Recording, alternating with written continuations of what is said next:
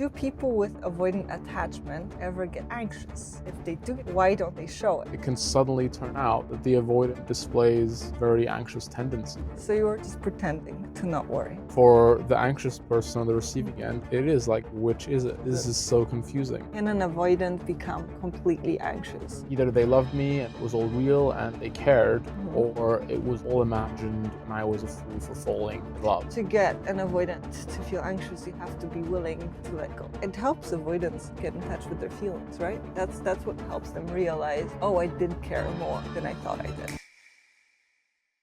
Hi guys, welcome to another episode of Attachment Diaries. I'm Carolina. I'm Gabriel.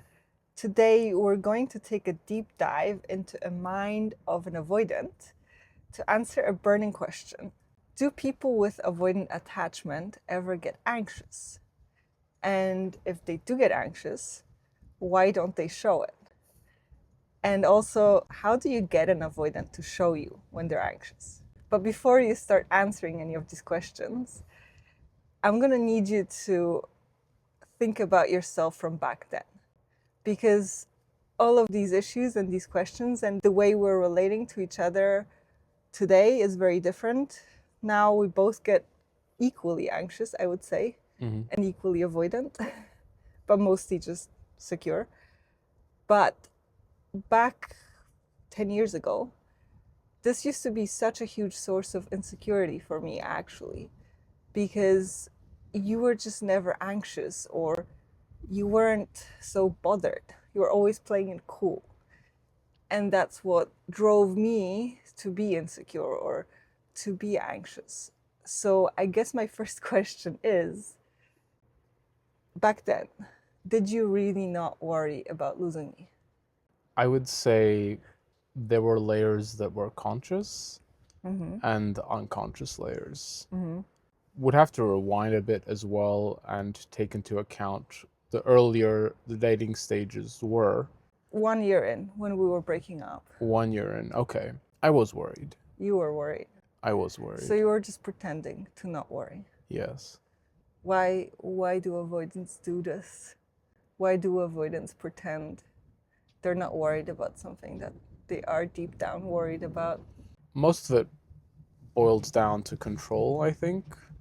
But there's, as always, the subconscious elements and the conscious elements. So subconsciously, I would say I was more attached than I realized at that point already. Consciously, there was definitely an element of wanting to keep you in the picture and ensuring you don't go away, don't leave, aren't with somebody else. So it's a mix. So it's like you're playing hard to get to make sure I stick around.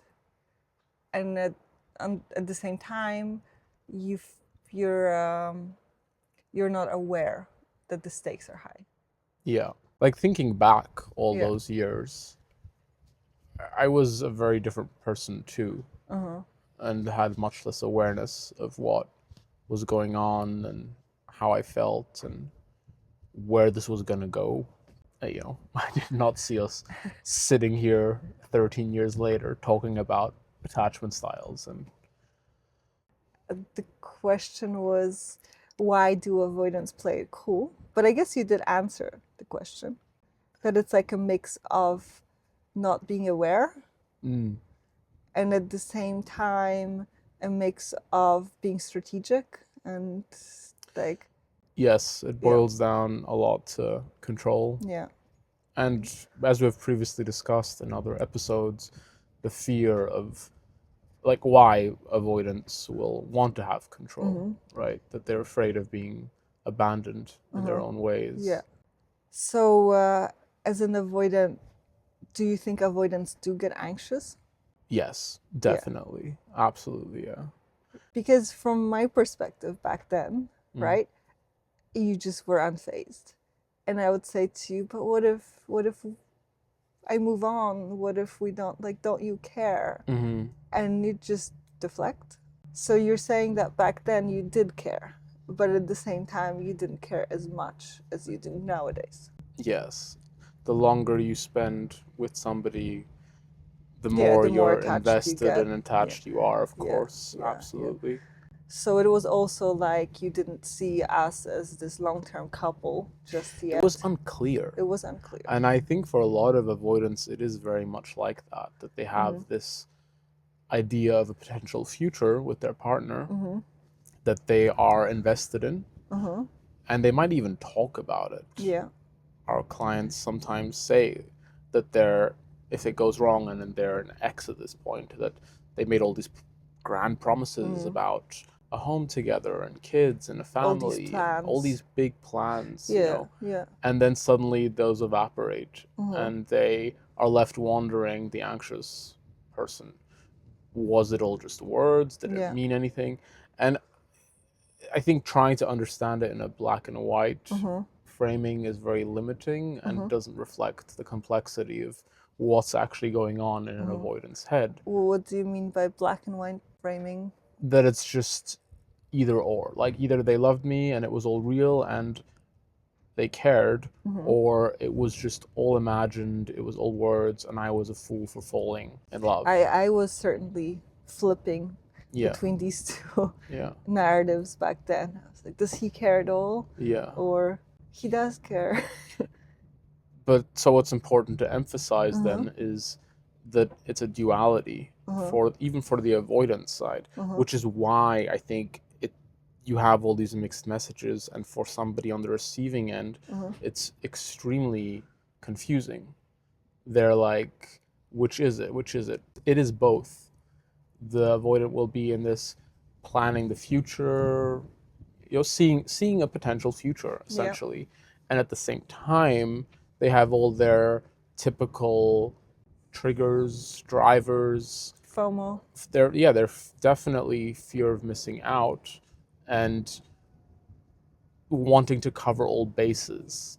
I think an extreme version of an avoidant in a way is a player, where there's like serial cheating involved or just being dishonest, bending the truth a lot because they kind of want to have all bases covered. And something towards the middle is more just flip-flopping a lot and giving this impression of not being so invested and not caring so much. So avoidants do get anxious, but because they're in this position where it's up to them to decide whether or not this relationship is going to continue, they don't have to, I mean, they don't experience the anxiety nearly as much, and they don't have to face it either. It's more like their anxiety is more about the missing out and being trapped rather than losing their partner.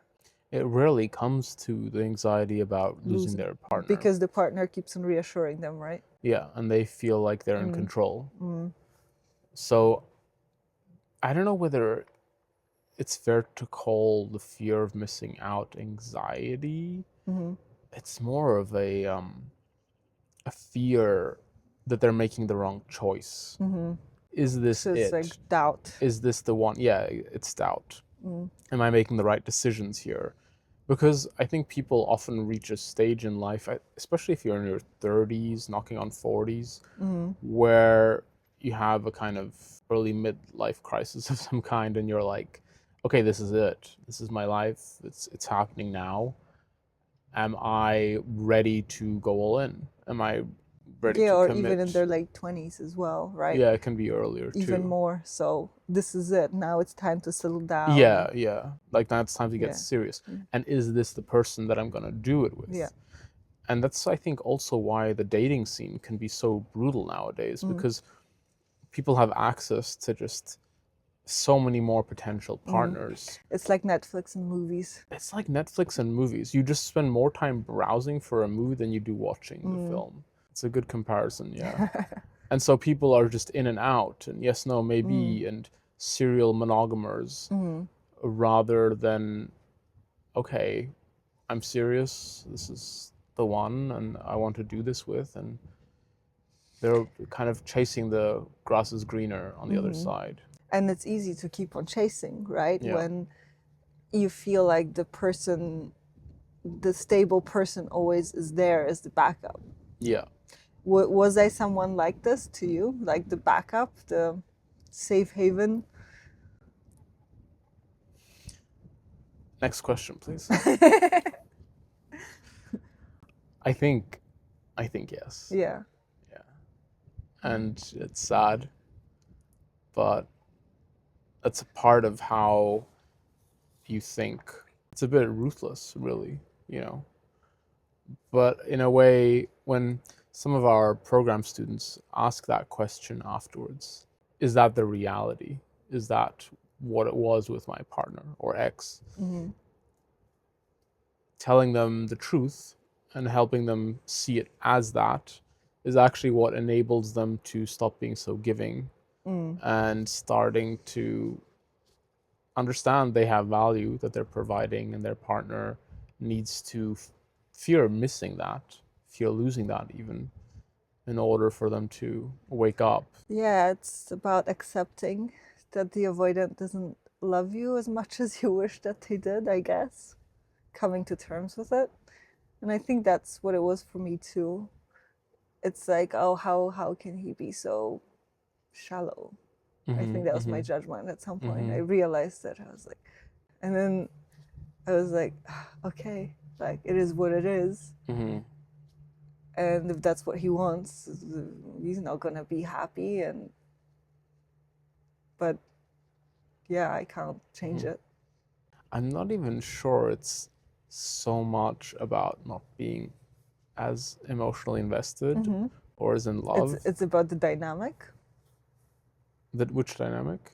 That one person is endlessly giving and the other one's like, That definitely plays into it. But I think this is where the avoidant tendencies are felt in some of the most strongest ways, where they are not going to admit how they feel, where they're not to themselves even, how invested they are, how much they like this person, how much they want to make this work.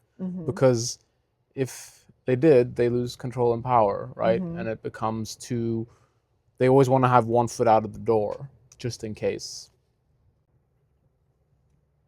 why? So what you're saying is, because now I'm confused. Before you were saying, oh, it's this like unfair dynamic and one foot out of the door, and you're just back up, and I'm looking, maybe I can get someone better. Yeah. But the flip side of it is like you cared more than Yeah. than you were willing to admit, even Yeah. to yourself. So what about that's confusing?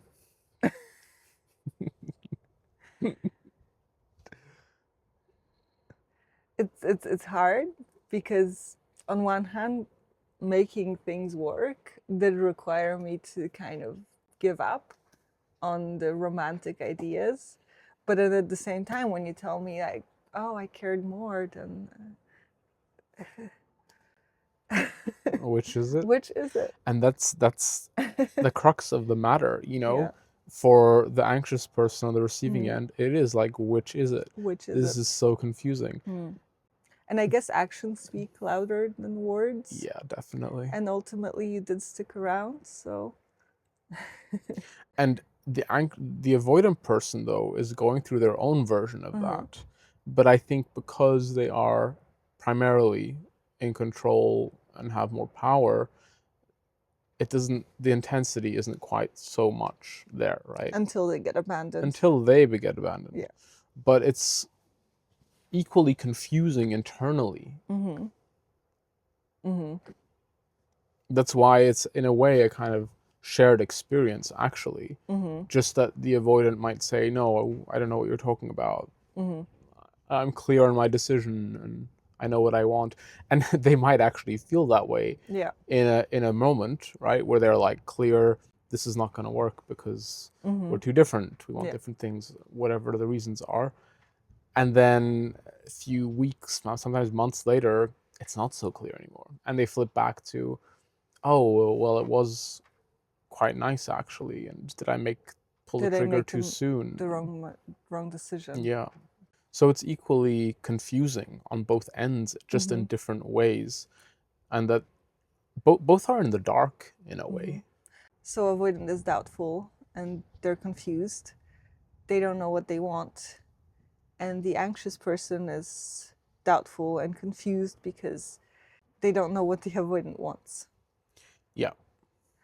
And the problem is that the anxious person is letting this happen, that they're letting the avoidant make the decision for them, right? Mm-hmm. It's like where I'm at, where my relationship is at, is going to depend on this other person. And then this other person's being difficult and being like, And also the fact that they have all this responsibility on them is why I think they're so undecided. Because it's when the anxious person's like, "Oh, okay, I'm done. Mm-hmm. I've had enough." It helps avoidants get in touch with their feelings, right? That's what helps them realize, oh, I did care more than I thought I did. The bottom line becomes clear, Mm-hmm. just how invested they are. Mm-hmm. So to get an avoidant to feel anxious, first step is to help them get in touch with how they actually feel. And there's a very important point in this, because what a lot of anxious people tend to do to help an avoidant get in touch with their feelings is to lean even more in. Or reminiscent good times and Or try to help them. Lean in try by to help saying, them. have you heard about attachment styles, right? You should read this book. How do you feel? Like having deeper conversations. There is place for that, and it has its importance. But the tendency is to go way too much in that direction. So like And fixing the avoidant. yes, so I didn't do that, right? a lot less. Yeah. I mean, there was some of it in your own way, but a lot less. And I think that's why I felt more drawn to making it work. So if you find this, what we talk about in our attachment avoidant program is this balance between the chasing and also withdrawing to some extent, to making it clear. Like, I'm here and I want to support you in your journey of getting clear on what it is you want. But I also have my own needs as a person and my own boundaries. When that side is absent, the pulling back, the boundaries, and respecting your own needs and limits, it's a recipe for disaster. Because you're endlessly giving to the avoidant all the validation. You're burning yourself out and you're building lots and lots of anger and resentment, right? About all this stuff that you've given that isn't being valued. And the avoidant doesn't become clearer on what On their they feelings. want. Yes. Yeah. The anxious person is trying to evoke a very particular response rather than taking a step back and letting the avoidant reveal where they're actually at. And when they reveal it, it often is a bit ugly. It is like, yes. It's a truth I think a lot of people would rather avoid, but it comes at a very high cost because you're in a way postponing the truth. Like, surely people might have a romantic idea of how this should unfold, like in a chick flick or some romantic drama, and say they will come to their senses, they will finally realize just how in love they are, this, that, and the other. And it's often very mixed bag, and you have to be okay with having both of those sides and saying, yeah, I have very strong feelings, but I also have doubts. And if there's no room for talking about the doubts, for that to exist, and it's just either or, either extreme, you're not understanding that this is a human being that is complex and has their issues, and for some things will be clear and for others no. And anxious people in their own way have their duality as well. It's not like they're... It's easy to be all in when the other person's all out. Yeah. Imagine I met you, and within a few months of being together, or even within a year, I was just clear, like, we're meant to be, we have to move in together, have kids, do the whole 9 yards. I'd freak out. Yeah. You'd be like, okay, I'm that's not a ready little... for this. Yeah. Yeah. So to get an avoidant to feel anxious, you have to leave the room to feel anxious. Yeah. And that requires backing off mostly. While communicating what it is you're doing. You don't want to just abandon out of the blue either, because then the avoidant narrative is, and I think of that's course I was going to be abandoned, and shuts down. and I think that's what's so tricky about it. Because even for me, right, if you are going into more isolating mode, you just then accept it and stay in it. And I did need to drag you out of it. And if I didn't, you would just stay in it, or stay in it for much longer than necessary, I guess. Yeah. So that's this. So avoidants aren't in touch with their feelings, but then when they get abandoned, they also just accept it. In a lot of cases, yes, because they're just fulfilling this narrative that they often have themselves, that ultimately they will be abandoned, they will be alone. And when that then happens, like if the anxious person says, okay, I've had enough, and they withdraw too quickly, too suddenly, without explaining things, Or just ghost, right? or just ghost, even worse, then they're like, yeah, of course, this was coming anyway, I knew it all along. And what happens then? Like, how long can an avoidant wait and be abandoned and not? They can deactivate for, I would say, weeks, months. It generally requires some external force to step in and drag them out, like you said, and say, hey, what's going on? Let's talk, or let's meet. It can be lighter. Or like, how are you even, right? Like a conversation starter. Yeah. By the way, it's a bit chilly in the wind. Yeah. This brings me to another question. So if avoidants are just passive, even when they are feeling abandoned or feeling isolated or feeling lonely, would it be fair to say that even when they are anxious and they are feeling anxious, they're not going to show it? For the most part, yes. For the most part, or do anything about it? Yeah. They can be very bad with managing their own emotions, let alone having awareness. And that was the case for you too, right? Yeah. Even though you consider yourself quite in touch with your feelings, Yes. back then, and you were not aware, not in touch. No, I think there are layers, of course, to everything, but looking back, it's clear to me how lost I was and unclear about how deep it all ran, where I was actually at. So part of playing it cool also stems from just being out of touch. It's not just a conscious game of, Or it's like a coping mechanism that you learned, yeah, right? yeah. I think it's very much conditioning from whatever past. This brings me to abandonment wound. And that's something that both anxious people and avoidants have, some sort of abandonment wound. And it feels almost as though it's just two opposite reactions to the same problem. So for a person with more anxious tendencies, they'll be more likely to cling. And a person with avoidant tendencies is more likely to just be kind of helpless, rendered helpless. Yeah. And passive. Yeah, absolutely. And zone out. One accepts their fate, and the other fights in a desperate manner. And earlier we were saying that this is a dynamic that two people have with each other. Can this flip? Can an avoidant become completely anxious? Yes, definitely.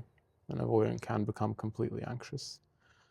And I think therein lies a lot of confusion for people at times, that they might think of attachment styles as very set in stone, fixed conditioning based on your upbringing, and in reality, they are fluid. This is a conversation we saw a little bit in some of our prior YouTube Comments videos. too. Exactly, comments.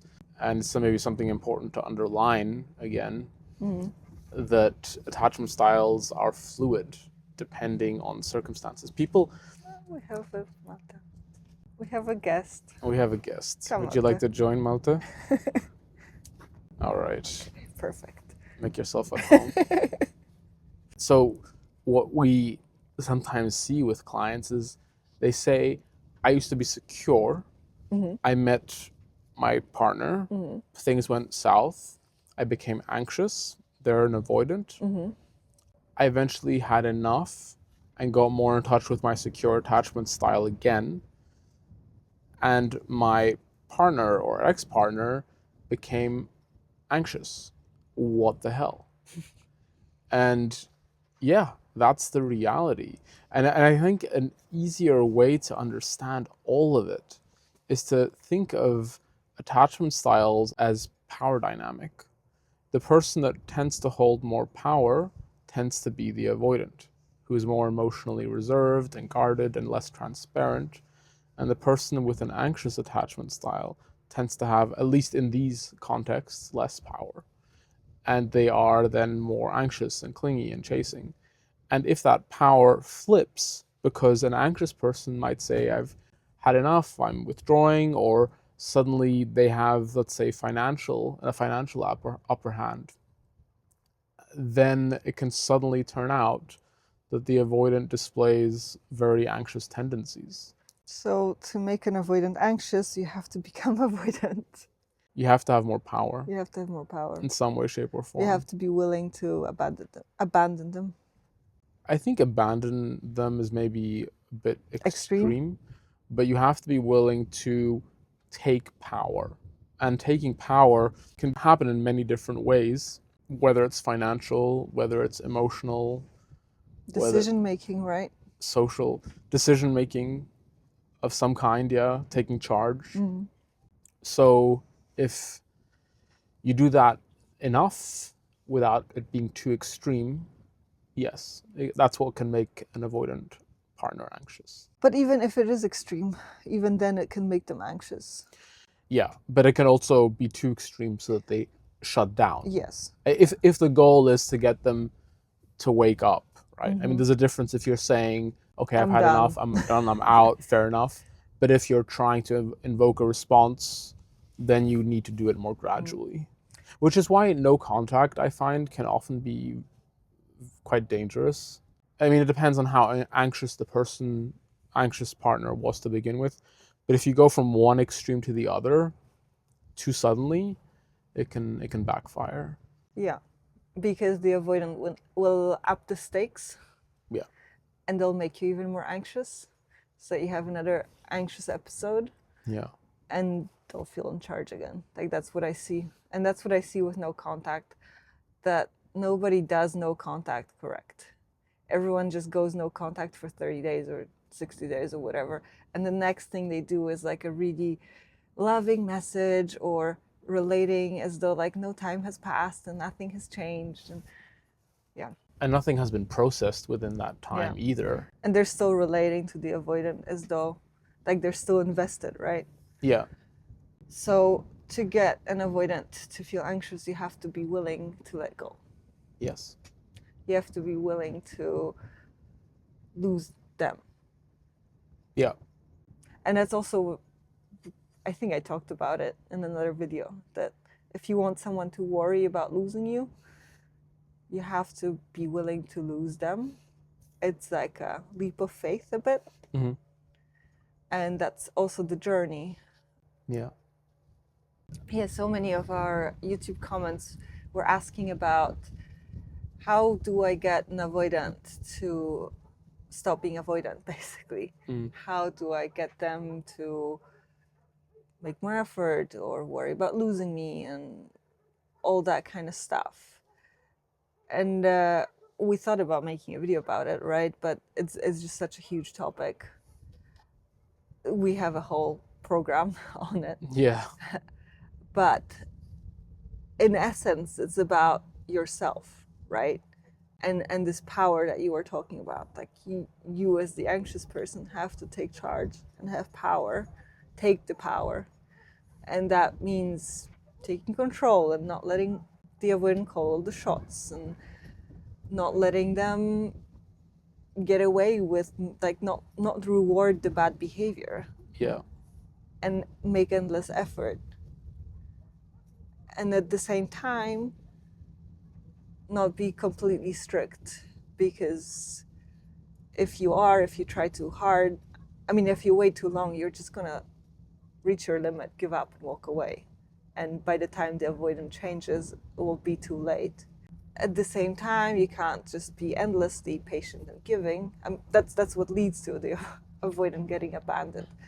But there's one more thing I wanted to talk about, which is this upping the stakes a bit, and preempting the strike, because that's the challenge I find with this whole power dynamic flipping. That when you try, as the anxious person, when you try to be a bit more strict or to be a bit more assertive, the avoidant will rebel, and they'll do something to upset you, or they'll play it down, make you anxious. Yeah, absolutely. Yeah. You can think of it in terms of, if we go back to this power dynamic, like from what you were saying just a moment ago, right? It's about finding that sweet spot, that balance. And that applies here too. If you press too hard too quickly, they will rebel and say, well, you're not taking power off me. Or they'll like abandon first, right? They'll break up. Yes. In some way, they will reestablish I'm the in old charge. dynamic. I'm in charge, I have power, I call the shots, I decide things, so that they feel safe again. It's not healthy, it's not good for either party or for the relationship, but it's a coping mechanism. How do you break past it? It needs to be done gradually. I think a good way of understanding it is thinking of them as, a hurt, sometimes even traumatized person. Yeah, that's also a question that everyone asks. Why are avoidants this way? Why? Yeah. And I was asking myself that, why? Yeah, because they're a hurt, traumatized person. Yes. And this is their coping mechanism. So taming is very much a good way of thinking about it, actually, funnily enough. Much like you and I kind of tamed each other, right? We joke about it, but Like parenting. yeah, parenting. Yeah, like you need to be many different things for a partner often. It's not just enough to think of them as, I'm going to be your romantic love interest, right? They need a friend sometimes. Sometimes they need a parent they never had. And being able to provide that in the correct times and doses both ways is important. So one of our cameras unfortunately died here already. We're also cold. We're a bit cold. Yeah, we're gonna have to wrap up a bit early here. Yeah. But thank you for watching. And like as usual, if you have comments, questions, let us know in the comments. And thanks for listening. And we'll see you next time. Yeah, thank you. I hope we answered some of the questions, and we'll get to the bottom of it. We'll continue talking about avoidance and trying to understand them better. Yeah. All right. Bye. Bye for now.